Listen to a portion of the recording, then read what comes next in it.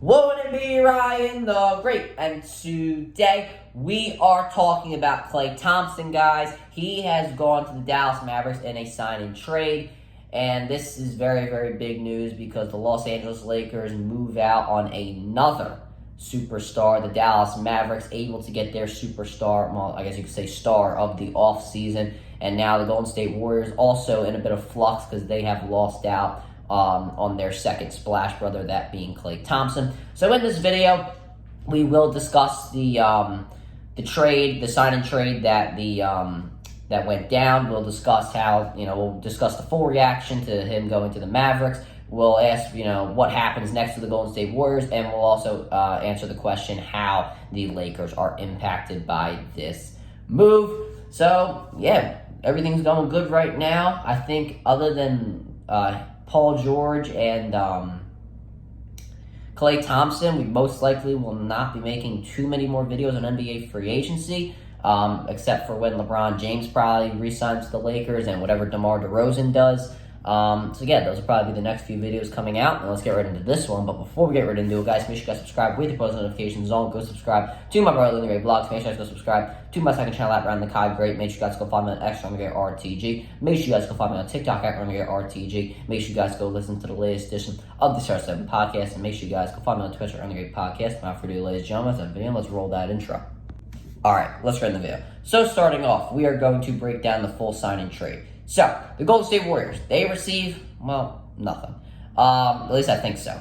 Because the talk about the 2 second-round picks, I think they're going to the Dallas Mavericks. I want to point that out. Anyway, the Mavericks, they receive Klay Thompson and those 2 future second-round picks. At least I think so. It was kind of weird, the report with Woj. I think they're going to the Mavericks, but if they are going to the Warriors, then I apologize.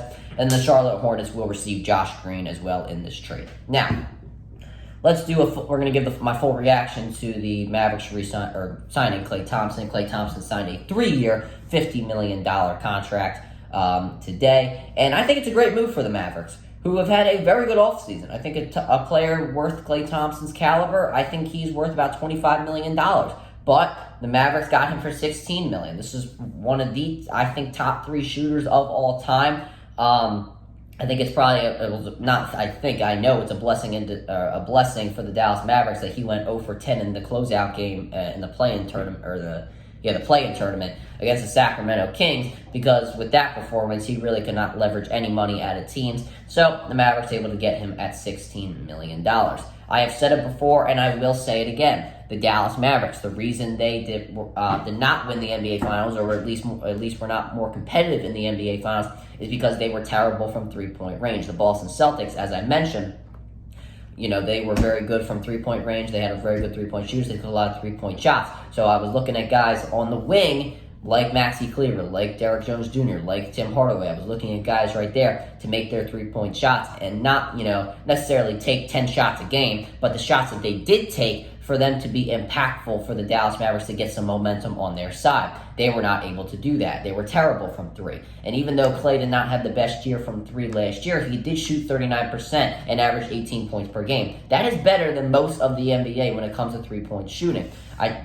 The top three-point shooter last year was Grayson Allen, I believe, at around 45%. So that's about 6% down. Klay Thompson did not have a bad year, or not have a terrible year by any means. It was a down year for him, but it wasn't a bad year whatsoever. So I think this is also very good for Klay Thompson because of the fact that you are now a third option on a team that just went to the NBA Finals, an option that really needs someone like you to make those three-point shots. And,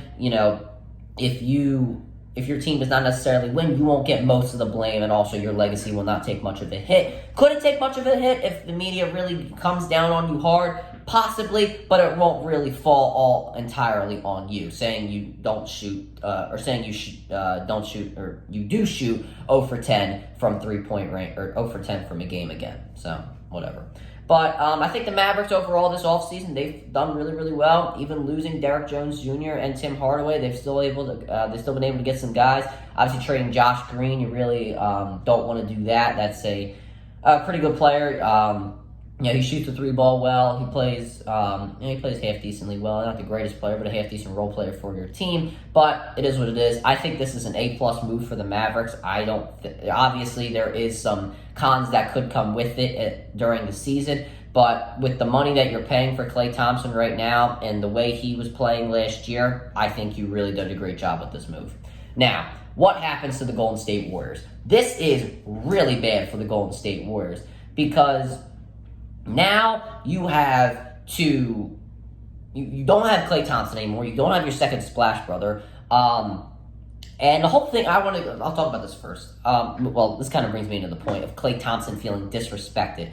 He wanted $35 million. Now, the way Klay Thompson played last season, I don't think he was owed $35 million. Has it happened before where teams just automatically pay you just because of your legacy? Yes, but with the way the Golden State Warriors luxury tax bill is, they couldn't afford it whether they wanted to or not. I mean, I don't see why Klay Thompson felt disrespected. They offered him $24 million. He declined that, and now he's stuck taking $16 million. Do I think Klay Thompson wanted to take $16 million? No, but I wouldn't have gone to the Lakers and taken $20 million if, even though they offered it. So now you're stuck taking $16 million. I'm not sure how Klay Thompson really feels disrespected. I understand that, legacy contracts have been given out before, but right now with the Golden State Warriors, and if they're still trying to win, they don't really need to do that.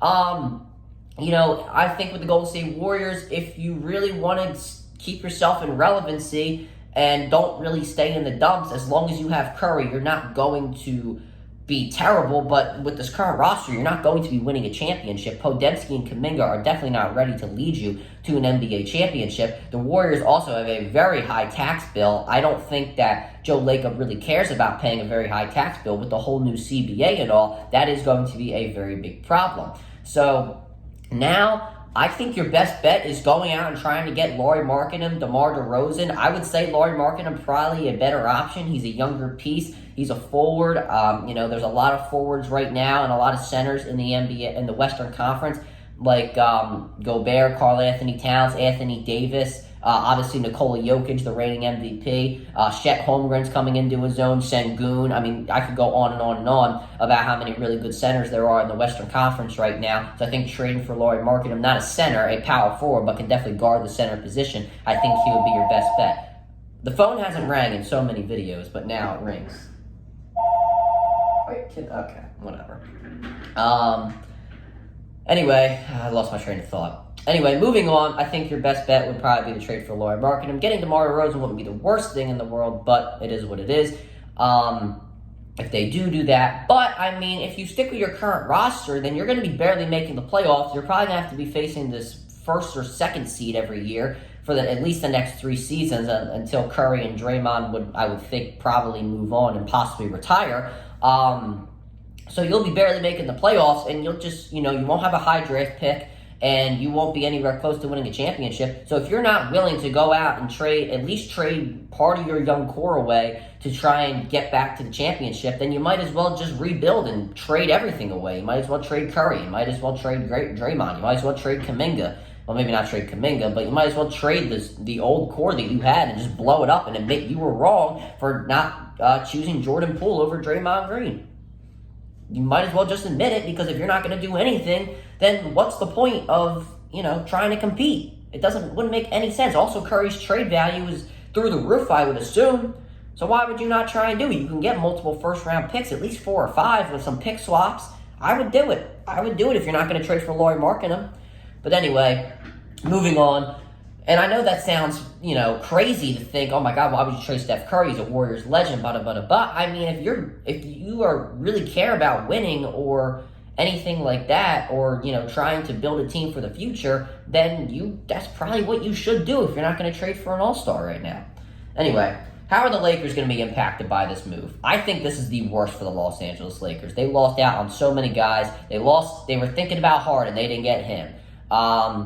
They were thinking about DeJounte Murray, didn't get him. Doesn't look like they're going to be getting Trae Young. Doesn't look like they're going to be getting Donovan Mitchell. Who else? Chris Paul's going to the Spurs. There's probably more I'm missing. I don't think they were really ever interested in Paul George, so don't think about that. I mean, I don't think they're going to be trading for Lauri Markkanen because they don't have 4 first-round picks that the Utah Jazz are going to want for him. That's why I'm very I'm not too keen on the Sixers trading for him. I mean, really the only option you have is DeMar DeRozan. I think that DeMar DeRozan, while not the greatest player in the world, that's really all you can do. And if you're LeBron James and you're willing to take a pay cut, then at this point you might as well just do it. Because if you're coming back with the same roster you did from last year, you're not going to be anywhere close to winning a championship. I hate to be the bearer of bad news, but that's just not going to happen. So, and if DeMar DeRozan doesn't go to hit the Lakers, which I don't think he will, I think it's either the Warriors or the Clippers. I even threw out the Milwaukee Bucks on my stream yesterday, though that probably is a pipe dream.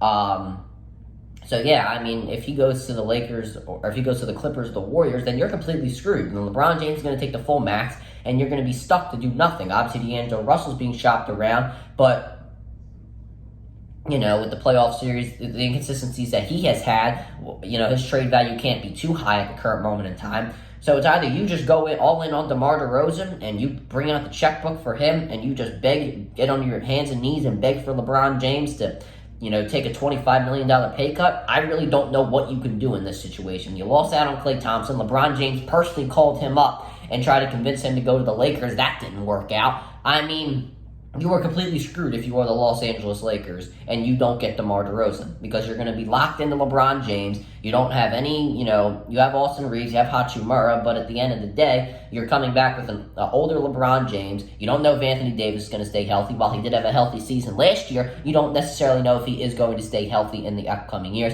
You have a first-time head coach. I mean, you don't really have anywhere to go. You're stuck if you're the Lakers. So it's either DeMar DeRozan or nothing, in my opinion, for them. But that'll do for the video, guys. Make sure you guys subscribe to the post notifications zone. Go subscribe to my brother Great Vlogs. Make sure you guys go subscribe to my second channel at Riding the Cog Great. Make sure you guys go find me on X on the Great RTG. Make sure you guys go find me on TikTok at the Great RTG. Make sure you guys go listen to the latest edition of the CR7 podcast. And make sure you guys go find me on Twitter at the Great Podcast. And as always, Riding the Great out. Peace.